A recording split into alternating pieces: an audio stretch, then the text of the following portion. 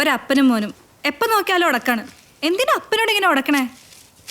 ഒന്നില്ലെങ്കിൽ ഞാൻ ഈ വീട്ടിലോട്ട് കയറി വന്നപ്പോ ഒരു മെഴുതിരി കത്തിച്ച് പിടിച്ച് ആ വാതിക്കൽ നിന്ന മനുഷ്യനല്ലേ.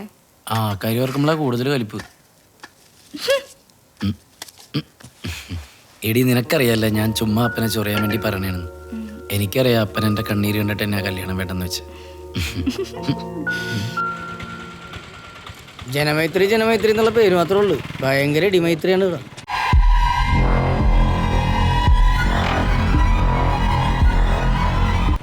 അതെ നീ അങ്ങോട്ട് ചെന്ന് ഞാൻ അങ്ങോട്ട് വന്നില്ല. അതെന്താ?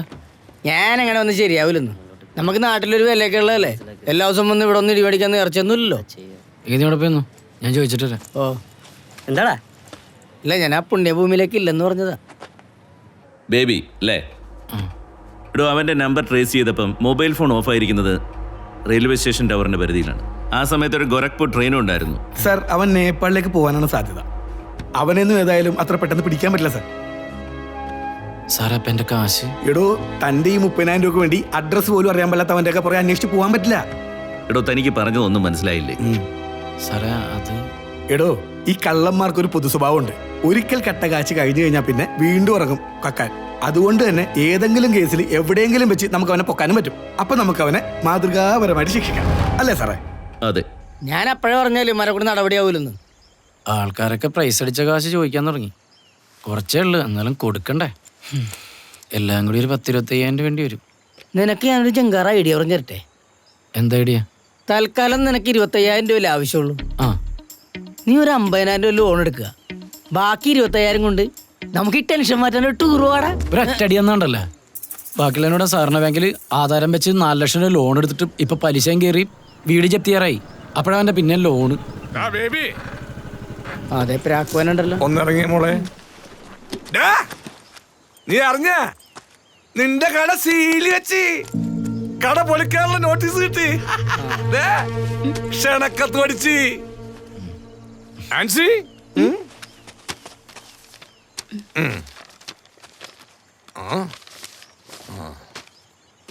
മാന്യമിത്രമേ, എടവനക്കാട് ഇല്ലത്തുപറമ്പിലെ എന്റെ ഉടമസ്ഥതയിലുള്ള ബഹുനില കെട്ടിടം ഈ വരുന്ന 30-ാം തീയതി 10-നും 10:30-നും ഉള്ള ശുഭമുഹൂർത്തത്തിൽ സർവശ്രീ JCB അവർ പൊളിച്ചു മാറ്റുന്ന വിവരം സന്തോഷപൂർവ്വം അറിയിച്ചുകൊള്ളുന്നു. ഇന്ന് നവകേരള സൃഷ്ടിക്ക് വേണ്ടി വികസന നായകൻ അവറാച്ച TT ഒപ്പപ്പ് NB തുടർന്ന് ഗംഭീര തേയിൽ സൽക്കാരവും ഉണ്ടായിരിക്കുന്നതാണ്. എന്റെ മൂത്ത മോളെ കെട്ടിക്കാനായി അത് വിൽക്കാന്ന് വിചാരിച്ചിട്ടാണ് നിന്റെ അപ്പനോട് കടയൊഴിയാൻ പറഞ്ഞത്. അപ്പൊ അയാൾക്കത് പറ്റൂല. അവസാനം അവളൊരു പരനാറിയുടെ കൂടെ ഒളിച്ചോടി പോയി. അതോടെ ഞാൻ ഈ നാട്ടിൽ മൊത്തം നാറി. അതാ അങ്ങോട്ടേക്ക് നോക്കൂ, ഇതെന്റെ 2ാമത്തെ മോളാണ് ആൻസി.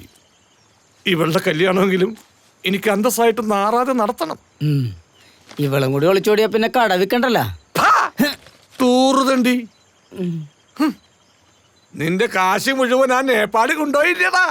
പ്രാക്കാടാ പ്രാക്ക്. 2 പെമ്മക്കളുള്ള ഒരു ബിൽഡിംഗ് ഓണോടാ പ്രാക്ക്. നിനക്ക് ഇതിലും വലുത് വരുവടാ, നീ കണ്ടോടാ. നീ നിന്റെ അപ്പനും കൂടി ഒരിക്കലും അടിക്കാത്ത ലോട്ടറി ടിക്കറ്റ് സൈക്കിളിൽ കെട്ടിവെച്ച് നാട്ടു റോട്ടിലൂടെ ദളയാട് നടക്കെടുപ്പെന്ന് പറഞ്ഞ് നിരങ്ങുന്ന കാഴ്ച ഞാൻ കാണും. അത് കണ്ട് ഞാൻ ഗൂസ് പമ്പ് അടിക്കുമ്പോഴാ, ഗൂസ് പമ്പ് രോമാഞ്ചം.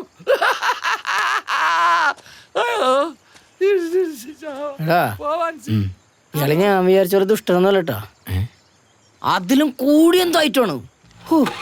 കട ഏതായാലും 30-ാം തീയതി പൊളിക്കും. കാണാൻ വന്നോട്ടറാ ഓട്ടറാ.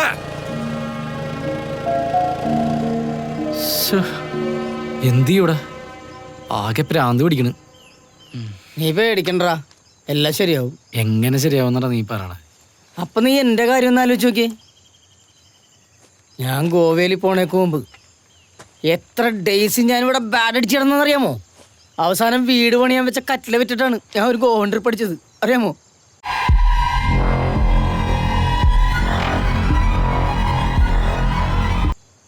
അതുപോലെ നിനക്കൊരു നല്ല സമയം ഉണ്ടാവും. എല്ലാത്തിനും ഞാൻ നിന്റെ കൂടെ ഉണ്ടാവൂടാ. എടാ പീറ്ററേ, എന്താ ഇവിടെ? ആ നത്തിങ് ഡൂയിങ്, സിംപ്ലി ടോക്കിംഗ്. എങ്ങോട്ടാ? വേളാങ്കണ്ണി പോരുന്നോ?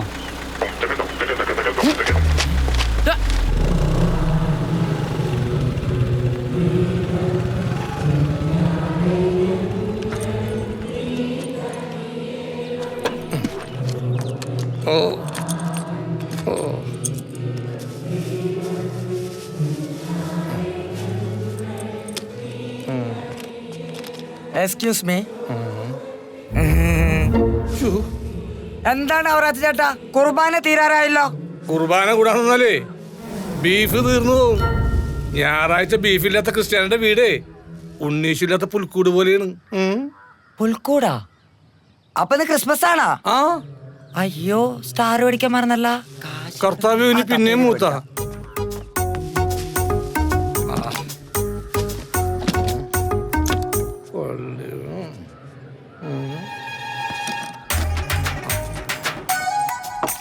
ഒരു ചായ.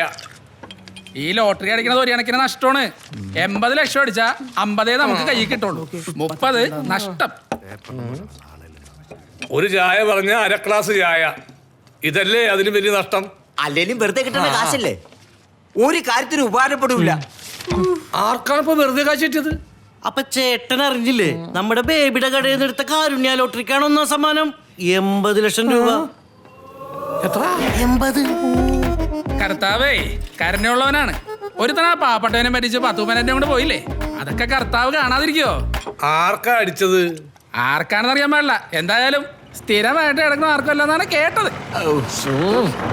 എടാ ഊട്ടിയെ കൊടക്കനാലിലേക്ക് വിളിക്കണേ. ആ ഓക്കേടോ. പോട്ടെ പോട്ടെ. എന്തായാലും നമ്മുടെ നാട്ടിൽ ആദ്യമായിട്ടാണ് ഒരാൾക്ക് ഫസ്റ്റ് പ്രൈസ് അടിക്കണത്, അതും 80 ലക്ഷം. 80 ലക്ഷം.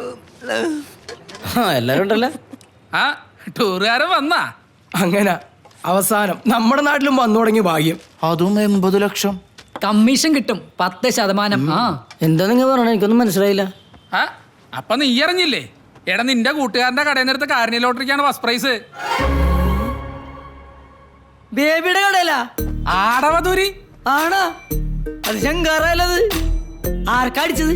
അതറിയാൻ പാടില്ല. ആർക്കായാലും എന്താണ്, നമ്മുടെ ബേബിക്ക് 8 ലക്ഷം രൂപ കമ്മീഷൻ കിട്ടൂലേ? പിന്നെ 8 ലക്ഷം ഒന്നും കിട്ടിയായിരിക്കൂല. അതൊക്കെ വെറും അന്ധവിശ്വാസമല്ലേ? അല്ലടാ കിട്ടും. ആ ഞാനൊന്ന് അവനെ വിളിച്ചു നോക്കട്ടെ. അങ്ങനെ വിളിക്ക്.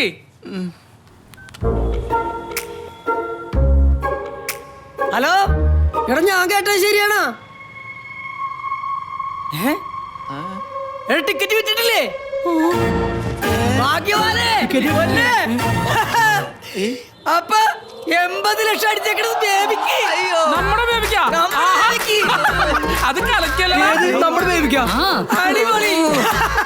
2 ബെഡ്റൂമേ ബാത്റൂമേ അറ്റാച്ച്ഡ്. അവറാച്ച മുതലാളി കേട്ടാ, 80 ലക്ഷമാണ് ബേബിക്ക്.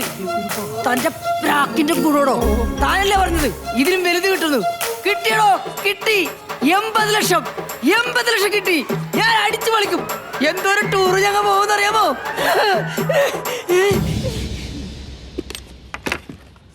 എന്നെ ഇവിടെ നിന്ന് പ്രാഗോ?